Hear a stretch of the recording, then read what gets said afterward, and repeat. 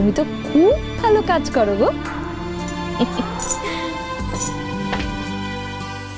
আমি সব করতে পারি গো বৌদিমণি, আমি রান্না করতে পারি, আমি চাও করতে পারি গো। আমি আমি চা করে দেবো। আচ্ছা না না, কিচ্ছু করতে হবে না তোমাকে, তুমি এমনি অনেক করেছো ঝুমুর। জানো, আমি যখন দেশে থাকতাম তখন টাউনে একটা বাড়িতে আমি কাজ করতাম। ওই বাবুদের ঘরে সব রান্না আমি শিখে গেছি।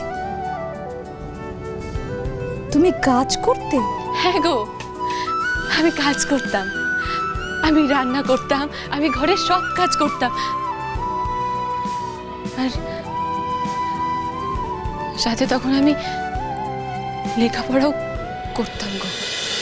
তা ঝুমুর, লেখাপড়াটা ছাড়লে কেন? ছাড়লাম কেন? সে অনেক কথা গো বৌদিমণি। আচ্ছা তুমি বলো না, তোমাকে কিভাবে সাহায্য করবো? আমি আমি আমি সব করে দেব। আসলে বসে থাকা আমার অভ্যেস নেই গো। আচ্ছা আচ্ছা দাঁড়াও তো, একটু শান্ত হয়ে। তুমি কি করবে, তুমি না ওই ডাইনিং টেবিলটা পরিষ্কার করে ফেলো। বাচ্চারা স্কুলে বেরোবে তো, ওদের ব্রেকফাস্ট করতে টেবিলে বসিয়ে দিই, তারপর কি করতে হবে আমি তোমায় বলবো। হ্যাঁ গো, এক্ষুনি করে দিচ্ছি আমি, এক্ষুনি। ঠিক যেন বেগমও তো আমাকে এভাবেই বলতো, আমাকে দাও না, কাজ করতে দাও, আমি ঠিক পারবো। সব সময় সাহায্য করার জন্য মুখিয়ে থাকতো মেয়েটা। কোথায় হারিয়ে গেল মেয়েটা?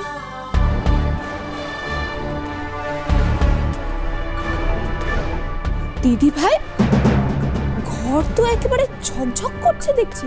তা কাল রাতে যে শুনলাম পম্পা দিয়ে আজ আসবে না, তাহলে বাড়ির এতগুলো কাজ কে করলো? তুমি করেছো? আর বলিস না, আমি তো এসে দেখি সব কাজ হয়ে গেছে। তারপর দেখি ঝুমুর নিজের মনে কাজ করে যাচ্ছে। ওই তো করেছে সব কাজ। ও করেছে?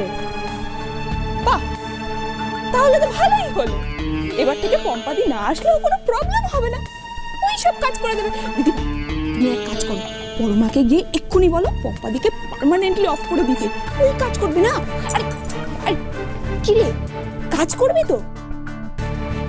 এবারেতে থাকবি, খাবি, কাজ করবি, দু পয়সা ইনকামও হয়ে যাবে। আরে দাঁড়াও না, আর মাস গেলে তোকে একটা মাইনে ধরিয়ে দেওয়া হবে, বাড়ি যাওয়ার সময় ওটা নিয়ে যাস। মেজো বৌদি, ভুল করছো তুমি। উনি এ বাড়ির কাজের লোক নন। ওনাকে এই কাজটা দেওয়ার জন্য বাড়িতে সাথে করে আমি নিয়ে আসিনি।